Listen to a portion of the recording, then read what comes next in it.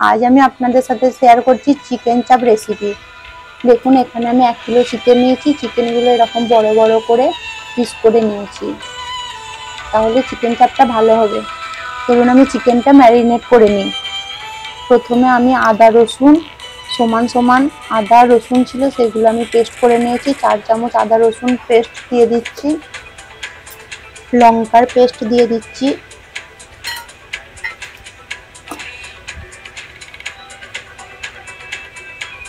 দিচ্ছি সামান্য হলুদ,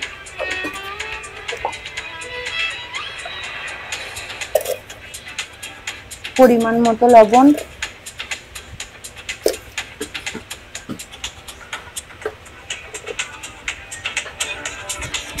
জিরে গুঁড়ো,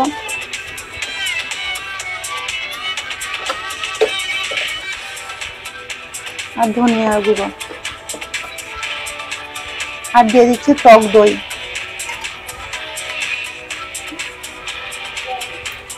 টক দইটা আমি এখানে ফেটে নিয়েছি। এরপরে অন্য একটা পাত্রে আমি এখানে নিয়েছি 4 মগজ, কিছু কাজু, আর দিয়ে দেবো পোস্ত। এই তিনটে আমি একসাথে মিক্সারে পেস্ট করে নেব। 4 মগজ বাটা, 4 মগজ, কাজু আর পোস্ত বাটা এটা দিয়ে দেব। আর এখানে এটা একটু সরষের তেল দিয়ে দেব।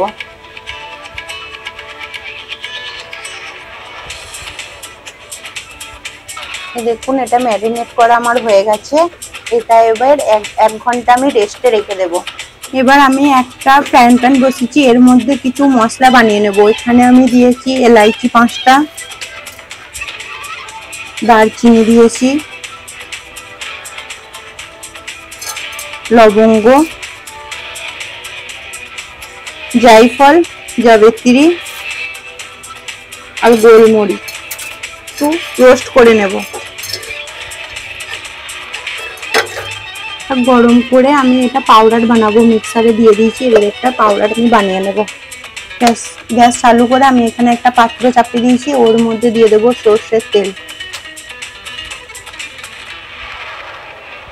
300 গ্রামের মতন তেল দিয়েছি। তেল গরম হয়ে গেলে আমি এখানে 3টে বড় সাইজের পেঁয়াজ কেটে রেখেছি, ওটা দিয়ে দেব।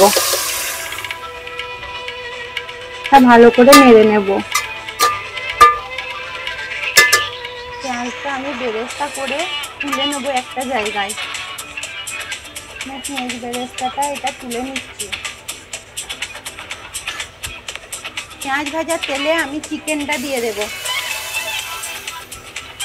ম্যারিনেট করা চিকেনটা দিয়েছি, এটা ভালো করে নেড়ে নেব।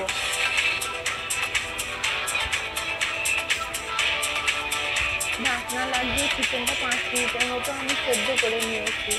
চিকেন আমার সেদ্ধ হয়ে গেছে। এখানে কোনো জল দেওয়ার প্রয়োজন নেই। চিকেন থেকে জল করে বেরিয়ে আসবে, ওর মধ্যেই চিকেনটা সেদ্ধ হয়ে যাবে। চিকেন আমার সেদ্ধ হয়ে গেছে। এই পেঁয়াজ ভেজে রেখেছিলাম, সেই পেঁয়াজ ভাজাটা এটা দিয়ে দেবো চিকেনের মধ্যে। ভালো করে নেড়ে নেব। এরপর 1 চা চামচ চিলি ফ্লেক্স দিয়ে দেবো। চিলি ফ্লেক্সটা দিলে চিকেনের একটা অন্যরকম কালার আসবে। এরপর আমি ভেজে রাখা মশলা গুঁড়ো করে রেখেছিলাম, সেই মশলাটা 1 চা চামচ দিয়ে দেবো। আর দেবো 1 চা চামচ ঘি।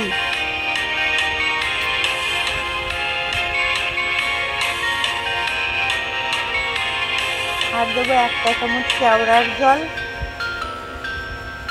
আর 1 চা চামচ গোলাপ জল। একটু ভালো করে নাড়িয়ে নেব।